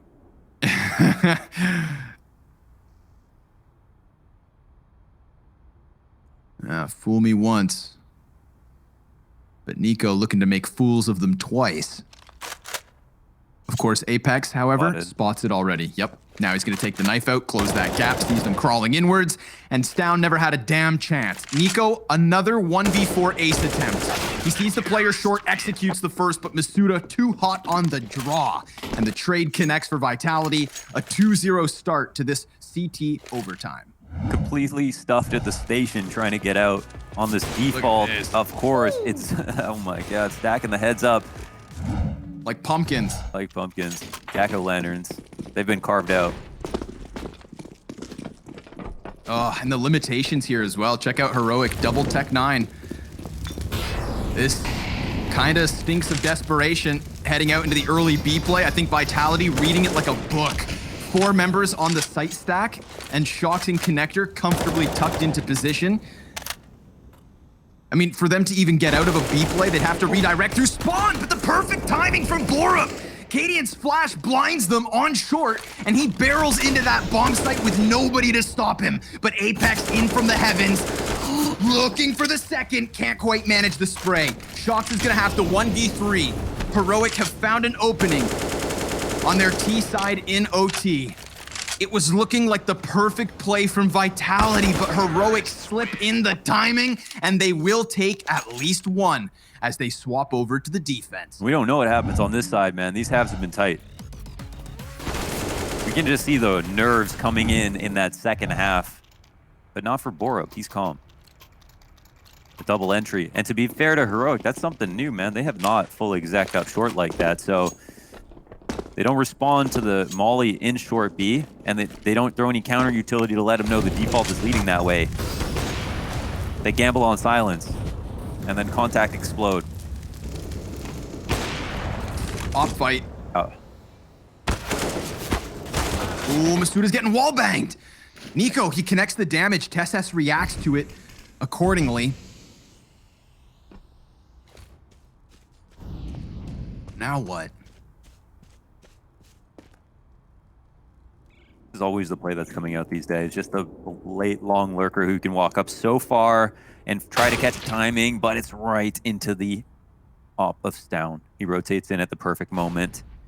2-on-5. And Tess is still in connector by himself. Doing what he does. Oh. Okay. Shoxy. Another 2v4. This time, it's loaded in the barrel of Vitality, but is it a dud? I love how Stown just stayed peaked that entire time. Apex tried to show bomb and looked like he was committing, and now actually is. Getting all the closer. Now looking to round that final corner. Stown, a bit of noise here. Flash out from Katie, and this is 2 snipers actually on the A site, so I mean, not the worst position for Vitality. They're within close proximity, but there's also that flank to think about. No reason at all for Borup to come from behind, but Apex does clear out Cadian, and there's Shocks with one. An actual 2v4 attempt starting to unfold here for Vitality. Stown gonna crank the dial, runs inwards with the sidearm. It's Shocks in the clutch, and this is what he's made for. Falls back. 100 HP to his name, no utility, but it's him versus Nico. Further damage into Stown, and the CTs start to stack up. Shocks tucked back by the flowers. One more, one shot. Oh, 4K from Shocksy. One of the most clutch players in the game, some of the best 1v1 statistics. Trying to climb with the 1v2s as well. Insane the 2v5 plus the extra 2 kills, 4K in total. Shutting down all the rotates. Damn. So marvelously played, just toying with his foods down, dropping shots. You can see the nerves are setting in, man. Those aren't shots you missed in the first few rounds. Such a nuisance as well from Shocks, just tucking back time again, but then peeking just slightly. You know, never committing in order to guarantee a kill. Just flirting with it, floating with it, as Shocksy does. A man of allure, and Stown able to blow him to smithereens here. Action-packed adventure down on this B site. Just a total clash of utility and gunfire. And for the moment, it's Heroic to come out on top. Ooh, even further as Apex gets tagged to 67, retreats with the entirety of his team, Vitality back towards Fountain. Does feel like a LAN match. We had Device talk about how he misses LAN because people make more mistakes. These two teams are clearly understand the circumstances of this kind of rematch. We definitely see them not look like themselves a little bit in a charming way. Air. Yeah. Oh, Cadian, so susceptible, but Apex walks by. Oh my god. Our last round 2v5, man. They should be so well aware of this. I mean, Tessa's playing accordingly, but that pays off. Now the idea of this long A play has to be in the minds of Heroic. 20 seconds. Pressures on Borup and the Bathrooms man in Tessa, who's trying to come back into the action. Cadian with a collateral. Ziwu with an attempt to clutch this. He's gonna go ahead and plant bomb. Has to. They're gonna push him out from Dumpster. He knows it, but there's nothing he can do. Nico closes. Heroic, one more in OT to push us into double overtime. We'll see what happens. This potential here for Heroic. There's nothing based on what we've seen. There's nothing to tell us that there's, you know, Heroic don't know their way around the CT side as well as Vitality do T. They're going to invest. I don't know if we're going to see an op in this situation. Every single player above 20 kills now in this game. Hell yeah. That's what you want, man. Look at the kill differential, actually, now that you say that. Just enjoy those numbers, everyone. All 10 players showing up for our finals. And TessS looking to keep this first map alive. We know he plays this position, and Apex Headhunter smashes his glasses. This again, they're using Nico at A this time around. This is something I feel like new that they're doing on these A setups, but do they call it out? Apex was the one to die to him the last time they tried it, and now they're moving into a monster exec. Listen, the flanks are coming, but they might be aware of it. It still is going to be bad for Heroic if it ends up in B, but does B stand for Borup? Vitality could just swarm this. Cadian's gonna lay down that grenade. Decent damage. Connects the first op shot. Borup yet to fire. Now he rattles off some rounds. Cadian with a second, looking for the third, but he misses that close flick. It's a man advantage in for Vitality. They are shooting to close map 1. A comeback that gives Heroic a chance here in overtime. Looking like this could have been over ages ago.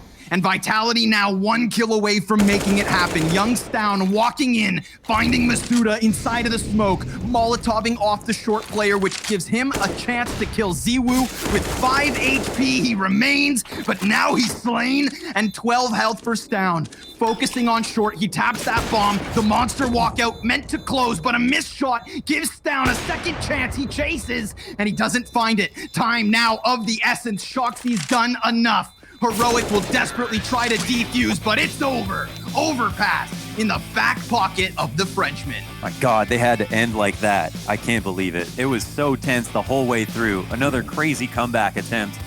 Man advantage almost meant nothing in those closing moments. Amazing map from Vitality to continue on with their 6-map win streak. A confident first pick, one they didn't play the last time in their series. Vitality will take the first map of this best of 5 final. Our analysts after the break, and map 2 soon enough.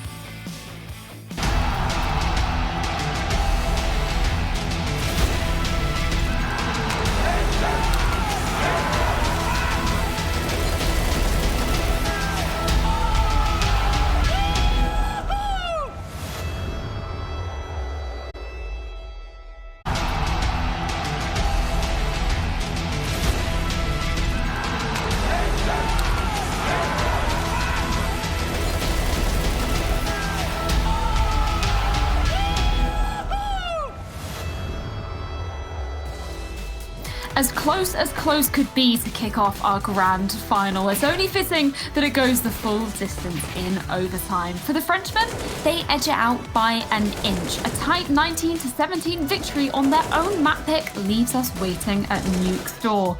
But before we get to that explosive ground, Potter and Blair are here to dissect stop number 1.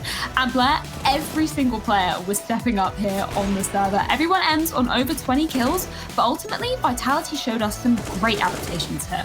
Absolutely. Everyone came to play. Everyone showed up in the server. But that first half, especially for me, I know it went to overtime. There's a lot of rounds we really want to talk about. But for me, it was how Vitality were ready for that aggression from the Cadians men early on, right? They caught them off guard. They won the pistol because of that. They slowed it down. They waited for the aggression coming in from Monster. They were able to win those rounds because of that. And then they figure out, okay, this A-bombs is going to be hard to take because of that aggressive CD side setup coming in from Heroic. Cadian being all over the map with that AWP, pushing towards fountains, pushing towards connector as well, different setups.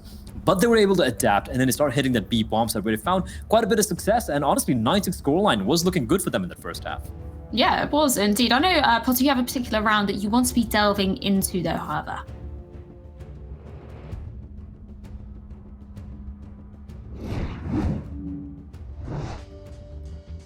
Apparently I was muted. Sorry about that, guys. I just was saying that this round was so 200 IQ coming up from Vitality. Oh, man. It's kind of like those adaptations that Blair was just alluding to. Coming into this round, it's the last round of the first half. I want you to take a look at this smoke coming out from Masuda.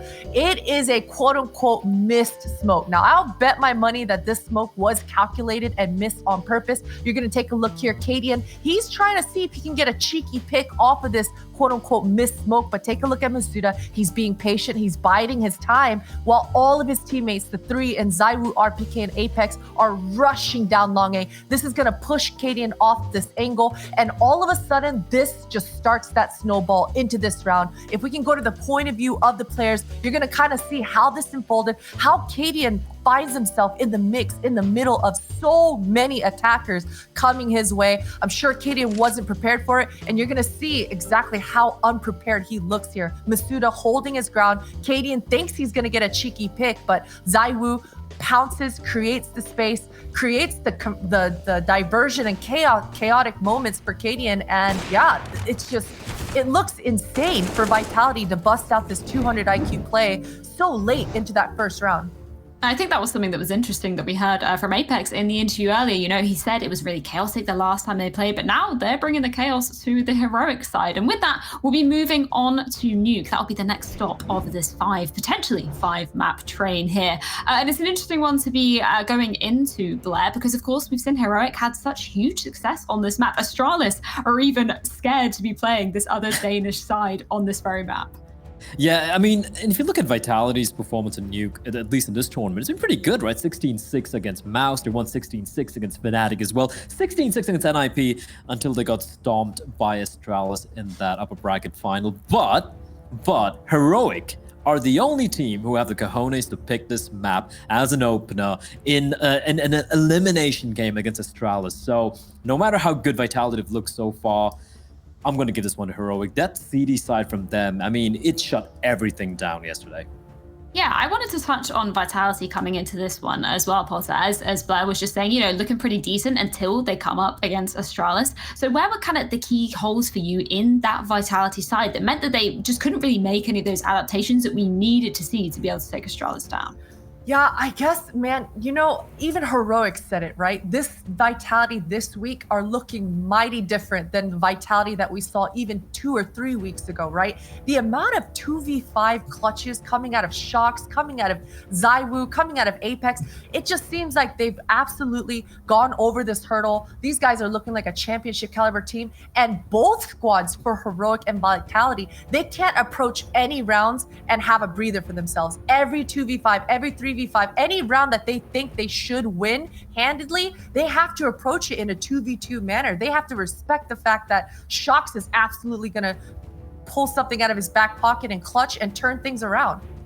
Yeah, and if we're talking about that aggression that we typically, you know, see from Heroic here, Blair, are there any kind of key people or players that you'll be looking at coming into this next map? I think everyone's going to be fantastic, but 2 players I want to point out who has been looking a little shaky for me, especially Nuke. Borb made a lot of mistakes on the CD side. I feel like he could have been a potential liability. He did redeem himself with some crazy openings on the T side in overtime especially. But for me, it's Tessus, right? Tessus is a player. He's going to be playing the Ramparian yesterday. We saw so many moments where he's facing multiple people and he's looking to stand and fight, where the call should have been to go to a more favorable position for him to get a multi-kill, to at least wait for reinforcements to arrive. So Tessus in the ramp area, he's going to be the guy to watch. If he messes up, it could get a little tricky here for Heroic. Well, tricky it may be indeed. We're going to be heading to Nuke, and it's coming up after this.